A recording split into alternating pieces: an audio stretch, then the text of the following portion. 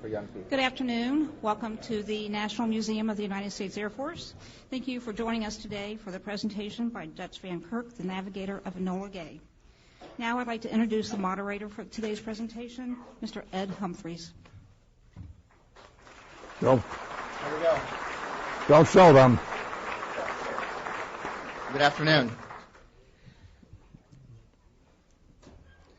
2:45 a.m., 6th of August, 1945. The B-29 Superfortress Enola Gay lifted off from Tinian Island bound for Hiroshima, Japan.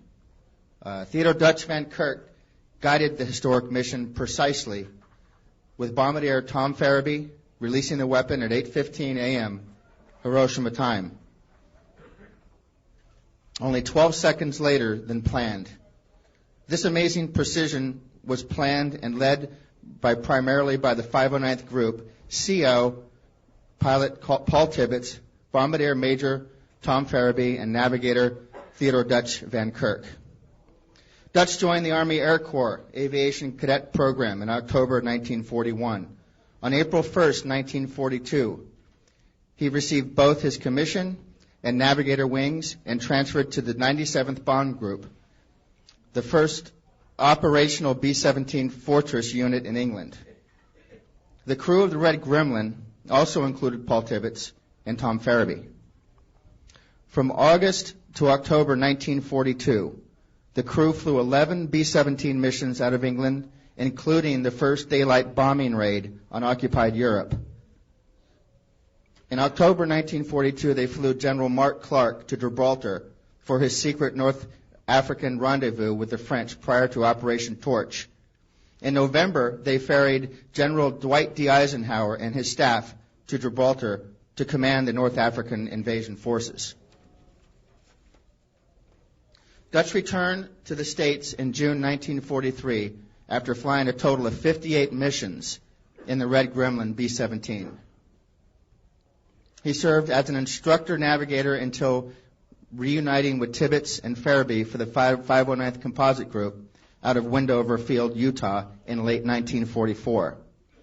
The group flew the B-29 Superfortress with Tibbets as commander and Van Kirk as the group navigator. From November 44 to June of 45, over 3,000 men and 15 B-29s trained continuously for the first atomic bomb drop. A 13-hour mission to Hiroshima began at 0245 Tinian time. By the time they rendezvoused with their accompanying B-29s at 0607 over Iwo Jima, the group was 3 hours from target area. As they approached the target, Dutch worked closely with the bombardier Tom Farabee to confirm the winds and aim point. The bomb fell away from the aircraft at 01517 Tinian time, and the end result was the end of World War II. In August 1946, he completed his service in the Army Air Corps as major. His decorations include the Silver Star, Distinguished Flying Cross, and 15 air medals. Ladies and gentlemen, it's my honor and privilege to introduce Major Dutch Van Kirk. Here we go. Happy day.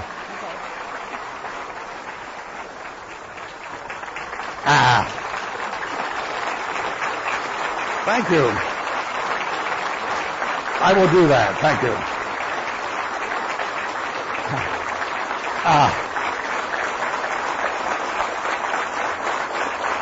There's Tony down there. Yep. Thank you. Thank you. Thank you. Thank you. Thank you so much. In fact, thank you for coming out and hearing me today. One of two things is happening. Either your air conditioner isn't working, or you're really an atomic enthusiast and want to hear about it. One of the two. Probably your air conditioner isn't working, but that's all right. Ed described a few things that I did during the war, and I want to mention them, even though they had no connection with the atomic bomb. I don't think they had any, And little things that happened on various missions. We were flying one day. This was about our sixth mission over Europe. We had a colonel flying with us, Longfellow. I remember that name well. Longfellow had a B-25. He would take off after us, beat us to our destination, and he would be there chewing on us before we left, and be there when we arrived, too, and this sort of thing. We hated the man, and this sort of thing. But that's all right. And but Longfellow was flying with us one day, and we got attacked from head on, obviously. And the pilot shot us up, shot up the co-pilot, and a few things of that type. And with Tibbets wasted no time. He just, bang, knocked him out. Now, Tibbets at the time was a major and that sort of thing, knocking out a full colonel and everything of that type. That wasn't a very wise idea. But when he got back, Longfellow said that was exactly the right thing to do. That was one of our missions. That's when we got a new airplane, by the way. And so we went through quite a few. But we finally got an airplane we called the Red Gremlin. It had the serial number ended in 4444. That was a lucky airplane. We flew the rest of our missions in 4444 without being shot down once. And that was exception. I'll also tell you a little bit about taking Eisenhower and his staff from England down to North Africa, down to Gibraltar, I should say, to command the North African invasion. These are history. There's not many people remember these things, and this sort of thing. But in any event, we arrived down at, before that, 2 days before, we had taken Mark Clark down to England, from England, down to Gibraltar. And we were all armed to the teeth. I had a carbine, I didn't know how to shoot them. Carbine, a submachine gun, a .45 automatic, and probably any other weapon the Army could hang on me to, and everything of that type. We thought we would have to fly into North Africa and pick him up if things went wrong. Very fortunately, that did not happen. He braved the surf, he got on a submarine out there, and then came back. Now, 2 days later, we were assigned to take General Eisenhower down to North Africa. He's going to command the North African invasion. We didn't know that at the time. We arrive at a place called Hurn, England, H-U-R-N, on the southern coast of England. And then the bodies are delivered to us. We had 6 of our B-17s to go down there. With 6 of our best pilots to go down there, and this sort of thing. And I will never forget the morning that they came out there to take off. You could not even see the wingtips of your airplane. It was that thick and everything of that type. And now we get on a big semantic thing between Tibbets and Eisenhower. And Tibbets is saying, well, do you want to go, General? The General won't make the decision and everything of that type. And Eisenhower said everything of that type. Finally, Eisenhower made the decision. He says, son, he says, I have a war to fight down there, and I got to get there. He says, and I only have one way, and I'm not walking. So he says, you better take off fast. Well, but that Tibbets says, okay, fellas, load up. Now, in Hurn, England, I always remember out here sitting just to the left of the runway, sticking up, I don't know how many feet, 100 feet, something of this type, a big old church steeple. I could just see myself wrapped around that church steeple. It wasn't a pretty sight, believe me. But we line up on an astro compass heading. Tibbets takes off, and he gets off the ground. So everything was fine. Now, you're all wondering what happened to all 6 of those airplanes. 6 B-17s going down from England down to Gibraltar. One of them didn't make it. He went into the Bay of Biscayne. He was on fire. We have no idea what caused that airplane to catch on fire. That was one airplane. A second airplane, flown by a fellow gentleman named Summers, was attacked by German aircraft out over the Bay of Biscayne there. Shot up, and this sort of thing. They had to turn around and go back to base. He was fortunate. He had on a ready-made co-pilot named Doolittle. How about that? How lucky can you be if you're going to get shot up that you have a co-pilot by the name of Doolittle? And that sort of thing. Well, okay then. We're down at Gibraltar. And you had to fly south of Gibraltar and then come north. We were trying to fool the Germans into thinking we were coming from the States. We didn't fool the Germans at all, or anything of that type. But we came up north and everything. And then that night we had a big briefing of the invasion plans. And someone, I don't know who, but he warned me. He says, at such and such a time tonight, you be up at a certain point in the rock. And he says, you'll see one of the most stirring sights you will ever see in your life. And he was absolutely right.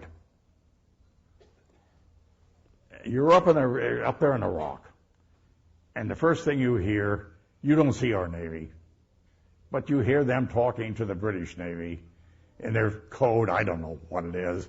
I can't understand it or anything of that type. But anyhow, you could hear them talking to the British Navy, then suddenly all their lights go on. They were going through the Straits of Gibraltar that night, regardless of who argued with them or who talked to them. Now, this was a small fleet. It was a fleet that was going to land at Oran and Algiers. Patton landed down at Casablanca and this sort of thing. But it was a very small fleet compared to what we had on D-Day, what we would have had to invade Japan or anything of that type. But talk about being, I was a 21-year-old at that time, and talk about being impressed. I even thought the Navy knew what they were doing. That's all I could say. The next morning was a little more interesting because we got awakened early and we were briefed. And they said, you're going to be the escort for Spitfires going into Algiers. I says, oh, that's an interesting thing. That's just about the range for a Spitfire. You're right. Yes, absolutely. So anyhow, we take off. We all make formation and this sort of thing. We're above the clouds, and we're going into Algiers. And I could hear all the RAF pilots from in the Spitfires cursing me. Saying, where's this? Damn, you ain't taking us. And so on and so forth. And finally, I called Tibbetts and I said, tell those guys to go 14 miles straight ahead, drop below the clouds. There's an airfield there. They should land on it, and I hope it's captured.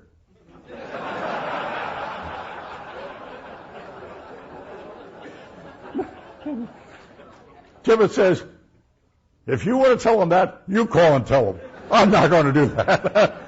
So Tibbetts didn't call or anything else. Well, these were our adventures leading up to things that happened that welded us together in North Africa. Paul Tibbetts was our cook.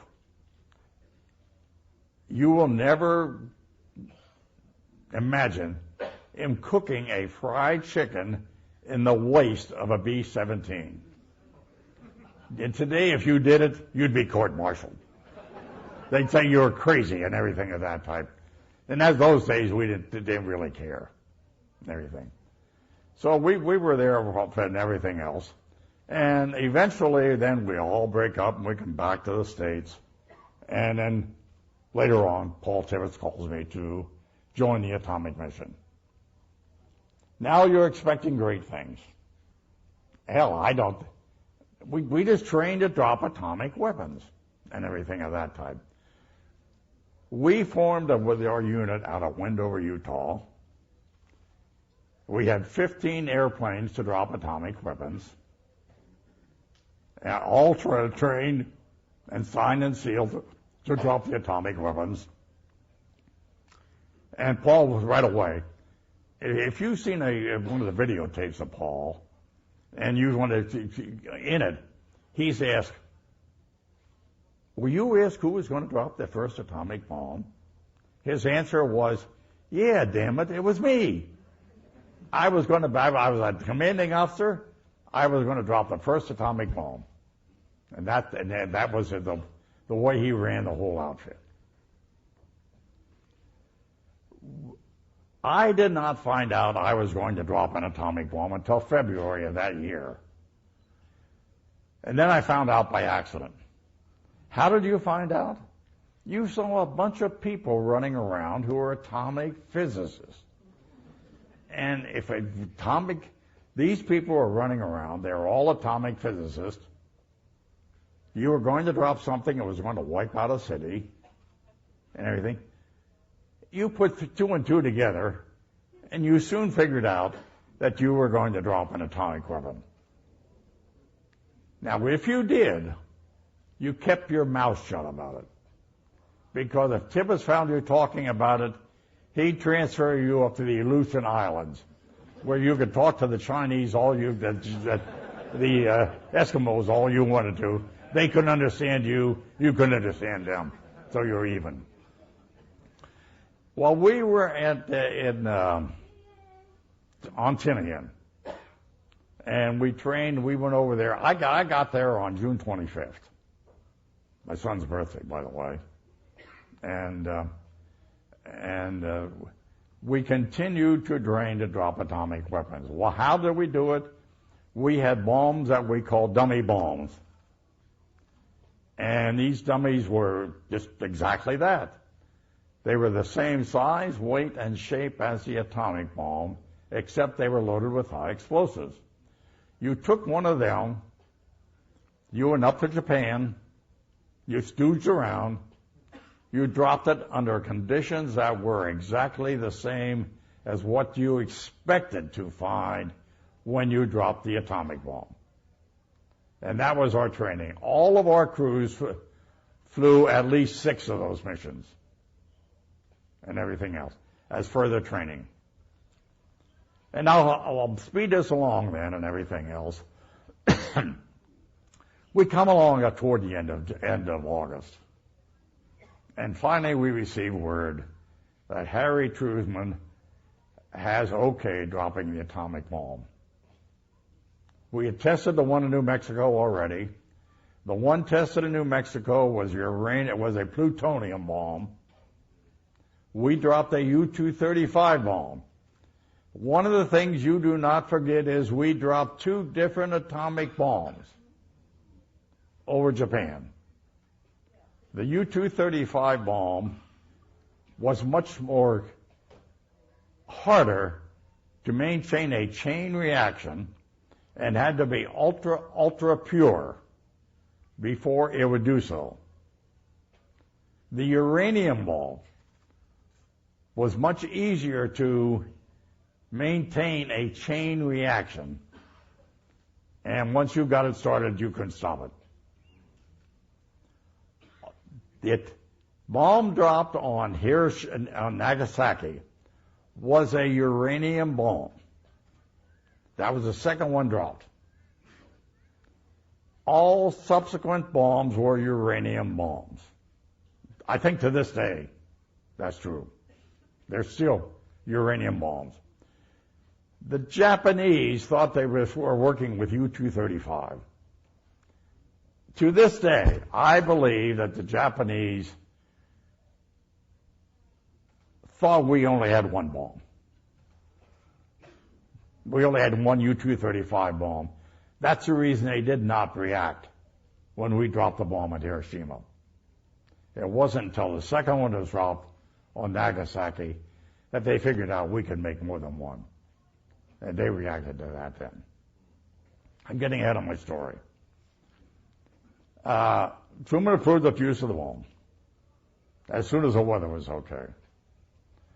That day was going to be June the 6th, 1945. And everyone now expects all Hollywood to break loose. The star is going to arrive on the show and everything of that type. And Tom Cruise is going to drop the atomic bomb and everything of that type. It was not that way at all. Back in those days, you did not have automatic navigation and everything. You had Timothy looked at me and says, "What time do you want to drop that bomb, Dutch?" And I says, "Well, you better damn well drop it in the morning. We don't have lights in this field," and that sort of thing. That was our deciding factor. He said, "Okay, you work it backwards until what time we should take off." The time we took off was 2:45 a.m. Everything in the Air Force started at 2:45, for heaven's sake. I'll do anything to get you out of bed. Now, we had a briefing the day before. It was, you knew it was going to be a big one. You had Tommy guns, guys out there with Tommy guns and everything, guarding you against it. I don't know what they thought we were going to do. We couldn't get off the island anyhow, that sort of thing. But we had guys out there with Tommy guns guarding us at the debriefing and everything of that type. The debriefing went according to normal. You get a briefing, so what? And everything. You're going to take off and you're going to drop a bomb. There are a lot of things that could have gone wrong with our U-235 bomb. General Farrell, Captain Farrell, Navy Captain Farrell.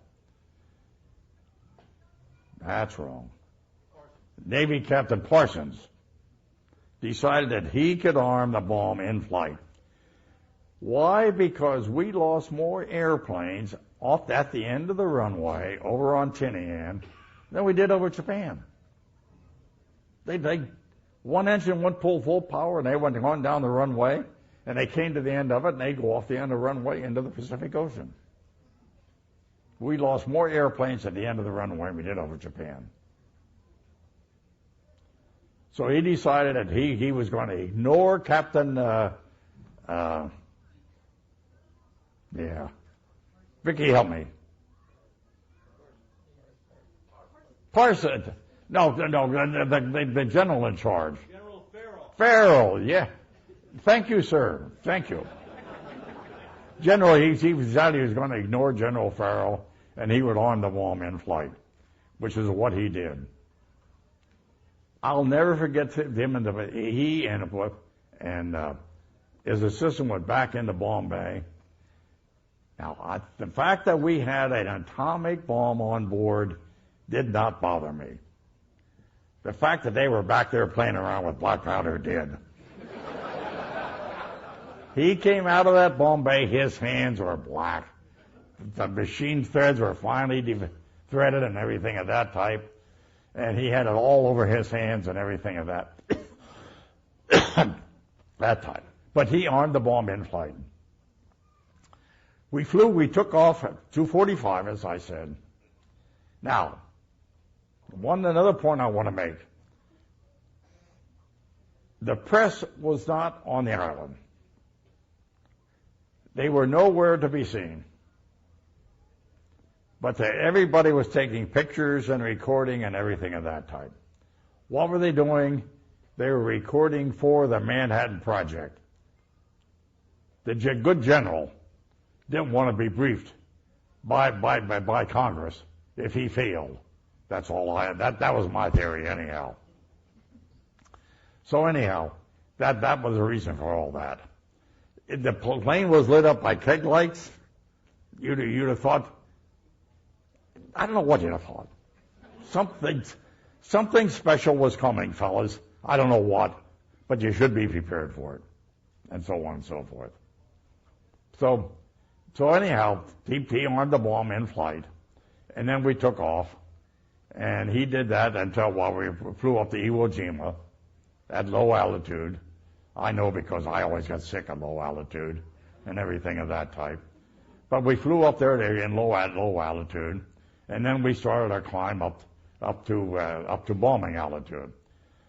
Our bombing altitude was 31,000 feet, as high as we could get. Every once in a while, you find people that stretch the imagination a little bit. And there's one guy, I just read his obituary, from Birmingham, Alabama. He said he was flying high cover for us.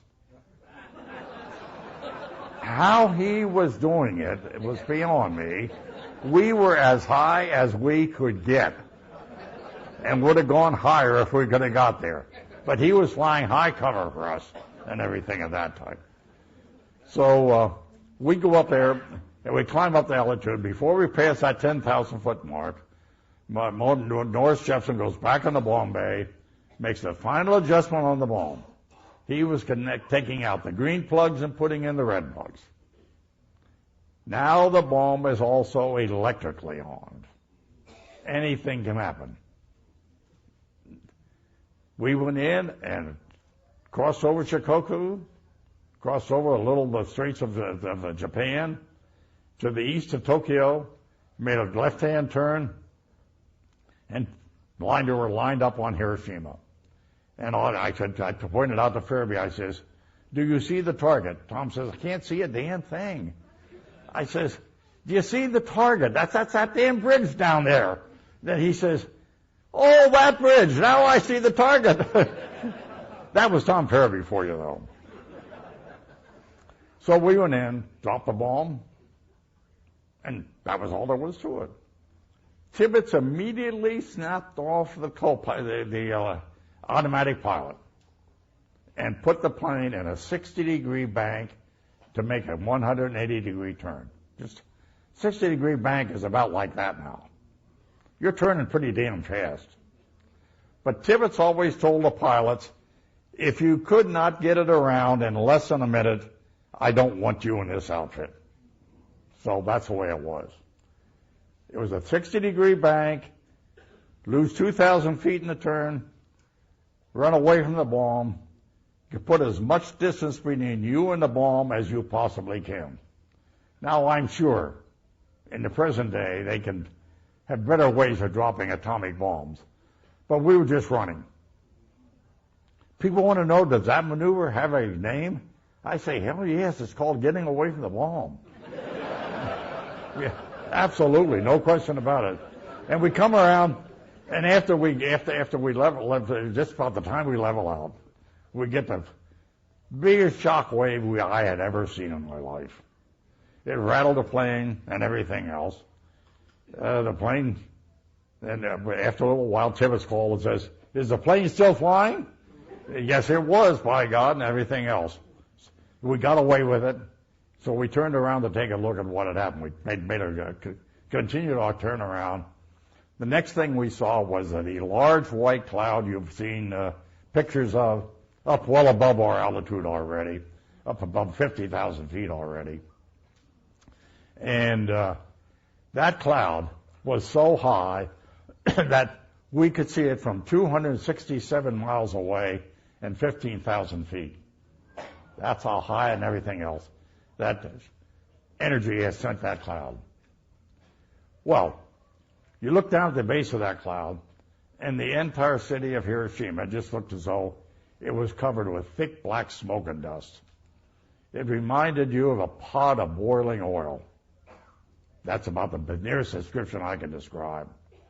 We could not see anything, could not make any visual observation. So I flew a little bit in the southeast quadrant, and we turned around home. A few comments. Number one, we had no opposition whatsoever, in spite of what Jake Beezer says in his book. We had no opposition. The Japanese, unfortunately, at that time of the war, had no opposition to high-flying enemy airplanes. You could go up there and fly any place you wanted to. So we just decided, the hell, we may as well go home, which is what we did. And we get back there, and the only thing I can say is that there are more generals there and admirals than I'd ever seen in one place in my life. If the Japanese had known about it and hit us with a bomb at that point, at that time, we would have lost the entire Air Force. Spots was there, LeMay was there, they were all there, and everything like that. One thing I should tell you about. At our briefing, they briefed us we were going to go out and drop an atomic bomb. Then they told us to go back and get some sleep. Now, how they expected us to do that is absolutely beyond me. Tibbets didn't sleep, Farabee didn't sleep, I didn't sleep, and Farabee won the money in the poker game. That's all I can say. Okay. A little bit later on, we arrived then, we had a debriefing and so on and so forth. But an interesting thing happened. Morris Jefferson had some Navy friends over there, and they met him at the end of his tent when he got back. And then they invited him to go to their mess hall. They went to mess hall, had a nice dinner. At the end of the dinner, they're sitting around talking about what they are all doing in the war, to win the war. It comes to Morris Jefferson's turn. He says, "We won the war today." They thought he was a damn liar. Until the next day when they read the paper and saw that we had dropped an atomic bomb, they no longer thought we were liars and everything of that type. The next mission, the mission to Hiroshima. As I said, we dropped a uranium bomb.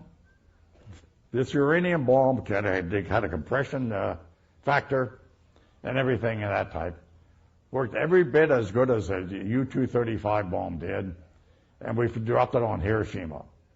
The mission that day was to drop the bomb on Kokura, which was supposed to be the first target hit.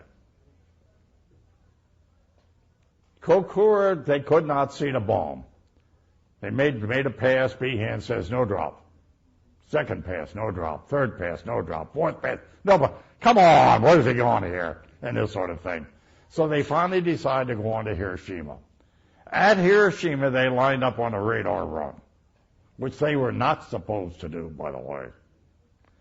We were told that we had to drop the bomb visually. If we could not drop the bomb visually, we were supposed to take it out and drop it in the ocean. Do not bring it back to the base with you. And I guess that made sense, by God, and everything at that time. But they lined up on a radar run. At the last minute, Behan saw the ground. He says, "I dropped the bomb visually." He knows he didn't. We know he didn't. But what the hell? The war's over. Why worry about it and everything else? So that was the second bomb. Later on, I was commanded to go to the bikini test, where they line them all up and they put a battleship painted red out here in the middle of it and everything else. Now, how in the hell a bombardier could miss that target is beyond me. But he did. He missed it. He was 1,500 feet to the left and short. LeMay came into the party they were having that night and looked around and says, "Well, here come three people that'll tell me where that bomb dropped. We were trying to get out of there before we encountered LeMay, because you didn't want to give him bad news, by the way, and this sort of thing. But we finally told him where the bomb dropped. And we were assigned to get out of there yet that night and fly the pictures back to Washington as though they needed them. That sort of thing. Well, that's all I had to say. That was my atomic career. I got out. I went back to college. I went to work for DuPont. I think it was a successful career, wasn't it, Vicki? And everything else. I was a vice president there when I retired, and this sort of thing. So all in all, it was a very good life. And now I'm going to shut my mouth. And Ed, you're going to take you're going to get some questions now, right? Right. That's my mouthpiece here.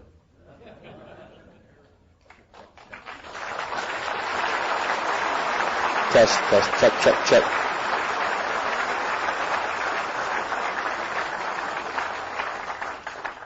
These are some questions you folks sent in, Dutch, so I'm just going to read them off and let's see. I hope I understand. Let's hear what they want to know. What was the name of the bomb the Enola Gay dropped? Little boy. An easy one. That was easy. Well, who named it? Damn if I know. I just made that one up. Maybe the scientists did. I have no idea. Okay. Among the crew, were there bets if the device would work or not? Yes. Oh, and I lost a lot of money that day, by the way. 2 days before we dropped the bomb, we sent Chuck Sweeney up to test the radar proximity fuse. This bomb dropped to 18,000 feet, where it exploded according to a radar proximity fuse. Why did we do that? Because we wanted the blast effect to come down like this and spread out. If it had hit the ground, all we'd have done was dig a big hole in the ground. We wanted to get that blast effect coming out. So we exploded it at 1,800 feet. Now, Sweeney went up and tested the radar proximity fuse 2 days before he dropped the bomb. He dropped the bomb with the radar proximity fuse. All the telescopes trained on the new bomb. Bomb dropped into the ocean, unexploded. It gave you a lot of confidence. Believe me, it did. This sort of thing. All right, well, his second... So I was taking all the bets I could get that this bomb was going to be a dud. So did I lose my shirt? That's all I can say. That answers his second question. He wanted to know which way you went. Was it a difficult mission to fly? It was a very easy mission to fly. We had no enemy opposition. I did not get shot at. That was a big break and everything else. So nobody was shooting at you or anything. They had no flak that could reach us, no fighters that could reach us or anything else. The Japanese, let me just put it this way. The Japanese were a licked people before we ever dropped the atomic bombs. We practically burned Japan down before we ever dropped the atomic bombs. The atomic bombs did not win the war. It just gave Japan the excuse to get out of the war and save face.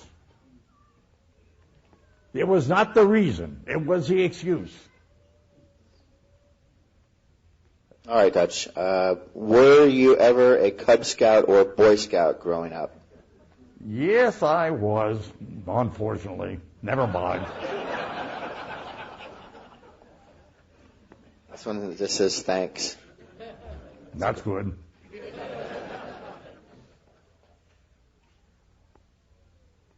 This one was already answered in your talk. Flight path and fuel stops. What now?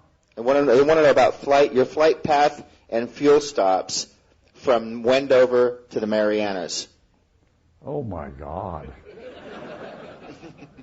We were stopping from Wendover, we went to Travis, to Hawaii, to Johnson, to Kwajalein, to Tinian.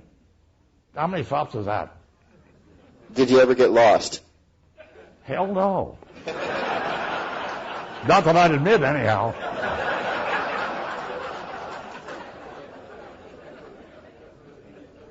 If you were a navigator, it either paid to be lucky or to be good. I was lucky. This one you kind of answered. He wants to know about the entering the dive of the turn after the release. I can't understand you. He was asking about, we hear about the airplane entering a dive and a turn after release. It was not a dive. We just lost 2,000 feet. Okay. Just to build up speed. It was done to build up speed more than anything else. What 2 items of personal importance did you have on your mission? None. You are not allowed to take anything of personal importance on a mission. Have you been back to Japan? Oh, I forgot to tell you about that. And they also went on, did the Japanese hate you? Some of them did, I'm sure, and everything else, but most of them did not. After the war, the people that made the bomb decided that we should go up to Japan to see what effects it had in Japan. So we flew up to Tokyo to pick up some of the Japanese people who had worked on the Japanese atomic project. Remember, everybody in those days had an atomic project. The Japanese had one, we had one, the Russians had one. The Russians were the most people that gave us the most espionage problems and everything at that time. Every once in a while you found a dead Russian someplace in Chicago, but that's all okay too. And everything at that time.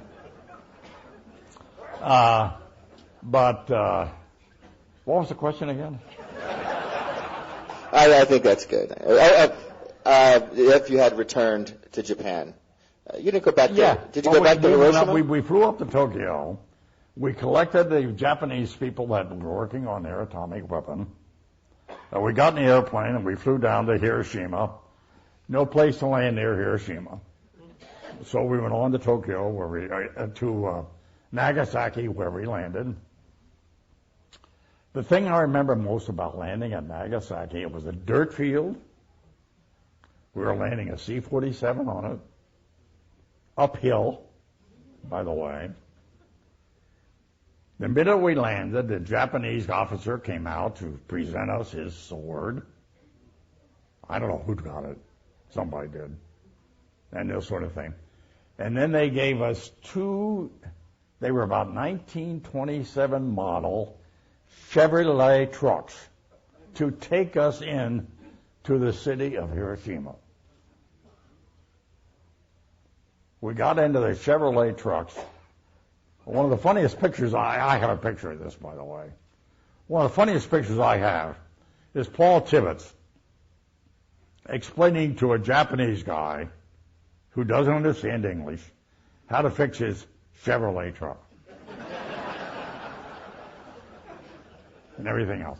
Also, I will point out that one of the most pointed pictures I have in my collection is one I'm there, and we're standing near a bus stop in Nagasaki, and but just, I don't know, through the breeze and everything else. And the bus picks up and stops. And this Japanese soldier gets off the bus looking for his home. Now that, folks, is sad. You know, it could have been me looking for my home in Northumberland, Pennsylvania, and this sort of thing. He had no home left. It was gone. And everything else. That is sad. That is a reason why we should prevent war. Amen.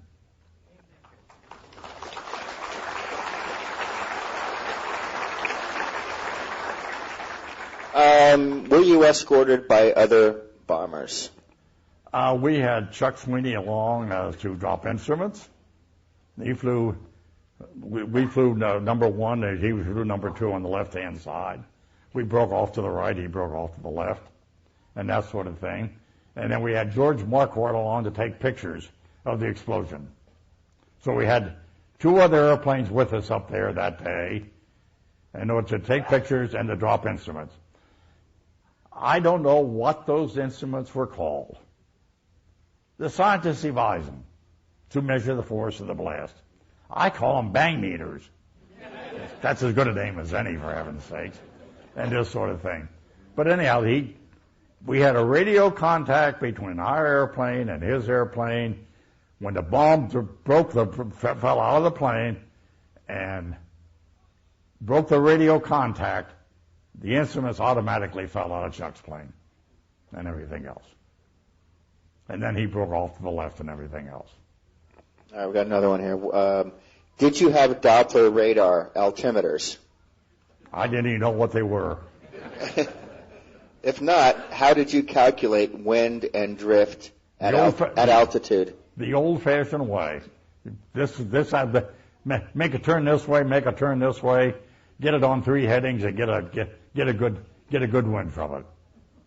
That really was the old-fashioned way too.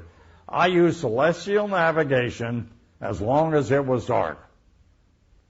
When I no longer could use the celestial navigation, I would shoot the star Arcturus. Arcturus is unique. It is almost always within 60 degrees of the North Pole. And anytime you shoot Arcturus, it's a very easy calculation to get a latitude. And you can get a latitude and a good speed line from it. That's how I used it there. And I was 6 seconds off. Paul Tibbets said I was 12 seconds off. His watch never was right. This question's already been answered about methods, celestial or pressure pattern. Yep. Pressure pattern, right? I never. What's pressure pattern? Mm-hmm. What were your thoughts when you realized just how powerful the bomb was? Well, you have various thoughts. You're going to kill a lot of civilians, obviously. You regret that. But if you're in a war, you have to have the guts to fight the war to win it.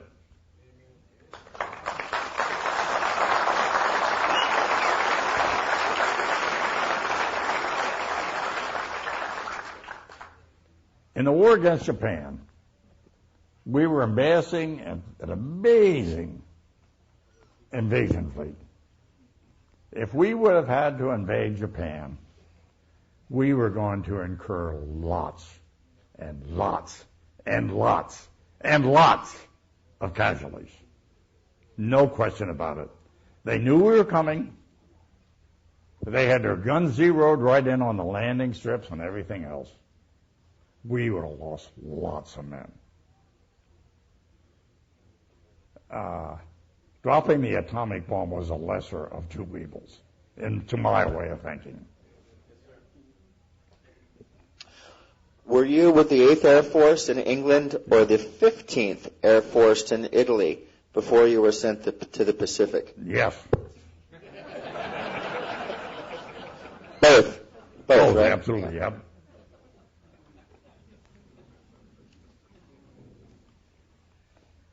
Is it true that every plane has its own personality? I don't know. I don't think so. I think they, back in the old days, they did, in the early days, but maybe not later on. I don't think so, no. I just found out you flew in boxcar quite a few times as well. Oh, yeah, I flew them all. When did you know or find out it was a nuclear mission? I found out about February of that year, 45. And I told you how. You know, you've had a lot of people running around in their uniforms, obviously nuclear scientists. this one guy running around. He's from Harvard, and he was deputy commander of our Crescent Project and everything else. Now, if you saw him running around, his picture had been on Time magazine as one of our outstanding young nuclear physicists just months before. You didn't have to add 2 and 2 to know that you were working on atomic energy. Now, the only question was, did you want to stick with it? That's it. Yep. All right. Which plane did you enjoy more, the B-17 or the B-29? The 29. But hey, one of them's pressurized, the other isn't.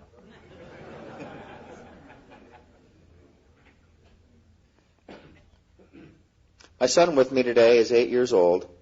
What would you like him to take away most from your mission? I.e. to share with his kids and his grandkids. Don't have another war.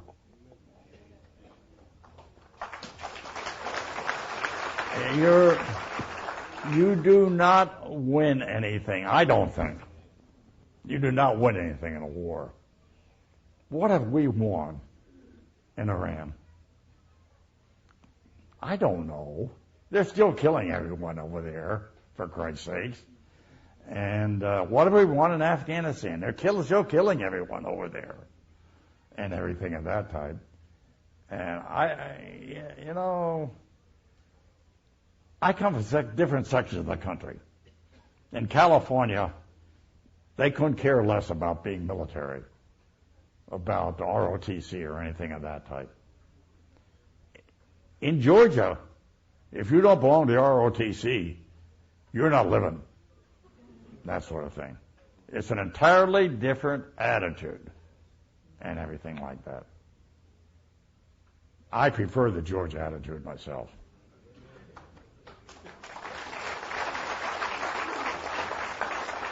This is a good lead to the next question. Do you feel the military is still a good career choice for young people today? I really do, but I can't get my daughter to agree.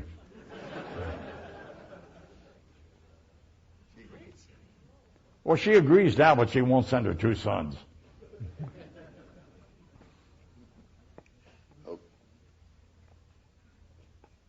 Dear Dutch, what other actions did you do before your historic flight over Hiroshima? Well, you think you covered quite a bit of that, but I think we did. I think you should touch base on the mission in North Africa when you bombed some kind of an airfield, Luftwaffe airfield down there. Oh, I forgot about that too. Yeah. When we got to North Africa, we had 6 B-17s down there. And I guess it was our 3rd day. Tibbets went to a fellow, I'll forget his name, the British group captain, and says, "Group captain, I got 6 B-17s out here. I should be able to do some good. Would you like me to bomb something?" The guy says, "Oh, yes, we would love for you to drop bombs on Bizerte." Where the hell's Bizerte? I don't know. And everything of that type. So anyhow, Bizerte was the port. The Germans were bringing almost all their material in to supply the African Corps during those days. I don't know how they ever brought anything in there. We were bombing it so often.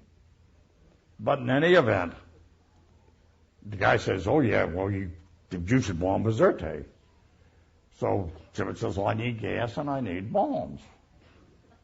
The guy gave us a bomb trailer and says the bombs are down on the ship. We went down to the ship, carried our own bombs out to the airplane, our own fuel out to the airplane. I'm the only guy that ever refueled a B-17 out of 5-gallon cans.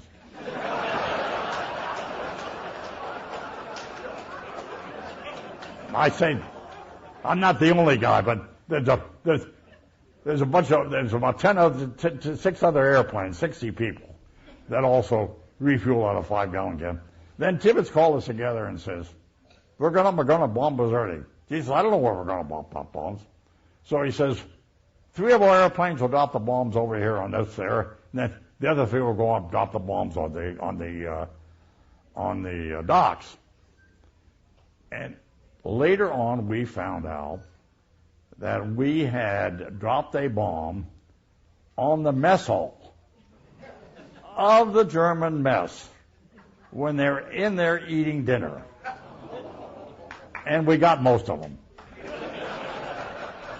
We didn't have to bomb them to catch them in the air. Is that all? I think we just got a couple. We have time for a couple more. I think we do. Have you ever had any negative experiences from people when they find out your role? Yes.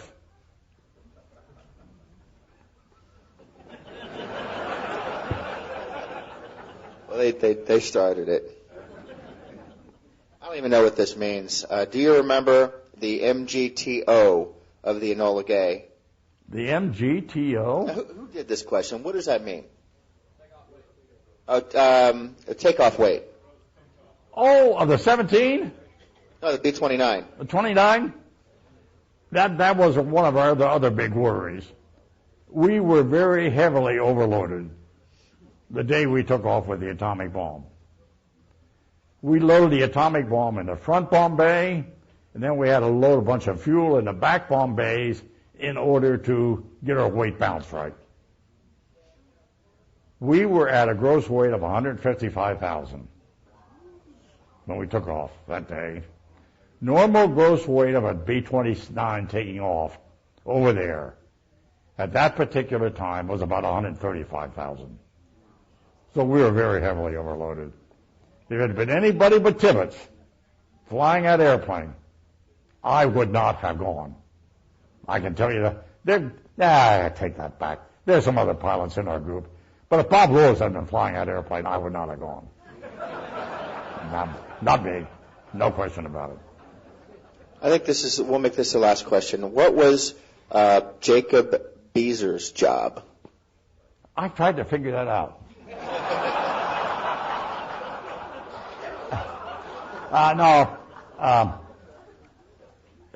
The bomb exploded at 1,800 feet on a radar proximity fuse, which was operated on a very obscure frequency. If the Japanese had got onto that frequency by mistake, or by air, or any other way possible, they could have exploded the bombs in the airplane.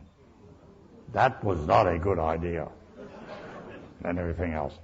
So Jake was along to guard the frequencies and everything else on our flight and everything like that. He was in the back of the airplane. He could not see out. He wrote a book, by the way. He says some Japanese airplane came up, flew alongside of us a little while, did a slow roll around us, and then left. I don't know what he was smoking.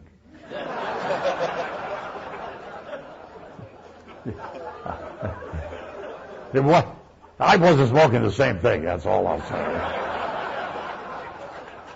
We had no everyday opposition.